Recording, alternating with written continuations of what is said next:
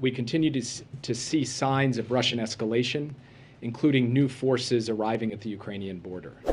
As we've said before, we are in the window when an invasion could begin at any time, should Vladimir Putin decide to order it. I will not comment on the details of our intelligence information, but I do want to be clear. It could begin during the Olympics, despite a lot of speculation that it would only happen after the Olympics. As we've said before, we are ready either way. We are ready to continue results-oriented diplomacy that addresses the security concerns of the United States, Russia, and Europe, consistent with our values and with the principle of reciprocity. We've continued to make that clear to Russia in close coordination with our European allies and partners. We are also ready to respond decisively alongside those allies and partners should Russia choose to take military action. Our response would include severe economic sanctions, with similar packages imposed by the European Union, the United Kingdom, Canada, and other countries. It would also include changes to NATO and American force posture along the eastern flank of NATO, and it would include continued support to Ukraine. The President held a secure video conference today with key allies and partners to coordinate our approach to this crisis. The participants were the UK, France, Germany, Italy, Canada, Poland, Romania, the Secretary General of NATO, and the Presidents of the European Union.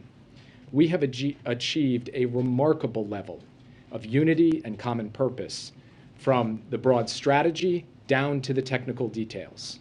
If Russia proceeds, its long-term power and influence will be diminished, not enhanced, by an invasion. It will face a more determined transatlantic community. It will have to make more concessions to China. It will face massive pressure on its economy and export controls that will erode its defense industrial base. And it will face a wave of condemnation from around the world. If, on the other hand, Russia truly seeks a diplomatic outcome, it should not only say so, it should pursue that diplomatic outcome. We are prepared to do that. We have put concrete proposals on the table. They are now out there for the world to see. We're prepared to engage on them and to discuss the principles and parameters of European security with our European partners and with Russia. We encourage all American citizens who remain in Ukraine to depart immediately. We want to be crystal clear on this point.